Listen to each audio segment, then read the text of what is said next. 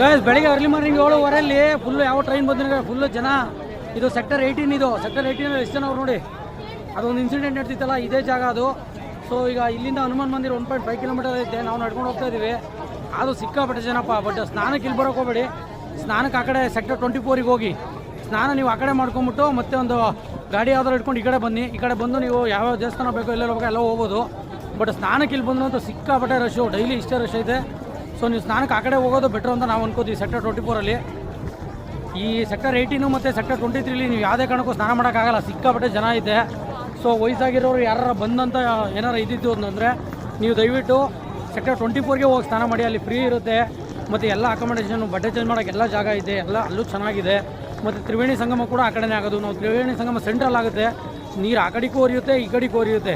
So ನಾನು ಹೇಳೋದೇನಂದರೆ ವಯಸ್ಸಾಗಿರೋರು ಯಾರು ಮನೆಯಿಂದ ಯಾರು ಫ್ಯಾಮಿಲಿ ಬಂದಿದ್ರೆ ದಯವಿಟ್ಟು ನೀವು ಸ್ನಾನ ಮಾಡೋಕ್ಕೆ ಅವ್ರನ್ನ ಸೆಕ್ಟರ್ 24ಗೆ ಕರ್ಕೊಂಡೋಗಿ ಅಲ್ಲಿ ಸ್ನಾನ ಮಾಡಿಕೊಂಡು ಎಲ್ಲ ಮುಗಿಸ್ಕೊಂಡು ಮತ್ತೆ ಈ ಬ್ರಿಡ್ಜ್ ಕ್ರಾಸ್ ಮಾಡಿ ಈ ಕಡೆ ಬಂದು ನೀವು ಯಾವುದಾದ್ರೂ ಜಾಗ ಬೇಕು ಅಂತಂದರೆ ಹನುಮಾನ್ಜಿ ಟೆಂಪಲ್ಲು, ಸರಸ್ವತಿ ಟೆಂಪಲ್ಲು ಮತ್ತು ನಾಗಸಾಧುಗಳು ಇರ್ತಕ್ಕಂಥ ಜಾಗಕ್ಕೆ ಹೋಗಬೇಕು ಅಂತಂದರೆ ಅಲ್ಲಿ ಸ್ನಾನ ಮುಗಿಸ್ಕೊಂಡು ಈ ಕಡೆ ಬಂದುಬಿಡಿ. ನಿಮಗೆ ಇಲ್ಲಿ ಸ್ನಾನ ಮಾಡೋ ಈ ಕ್ರೌಡಲ್ಲಿ ತಗ್ಲಾಕೊಳ್ಳೋದು ತಪ್ಪುತ್ತೆ ಅಂತ ನಮ್ಮ ಎಕ್ಸ್ಪೀರಿಯೆನ್ಸು ನಾನು ಶೇರ್ ಮಾಡ್ತಾಯಿದ್ದೀನಿ. ದಯವಿಟ್ಟು ಯಾರು ಬಂದಿದ್ರೆ ಅವ್ರಿಗೆ ತಿಳಿಸಿ. ಅಕಸ್ಮಾತ್ ನೀವು ಬರೋಂಗಿದ್ರೆ ಈ ರೀತಿ ಪ್ಲ್ಯಾನ್ ಮಾಡ್ಕೊಂಬಿಟ್ಟು ಬನ್ನಿ.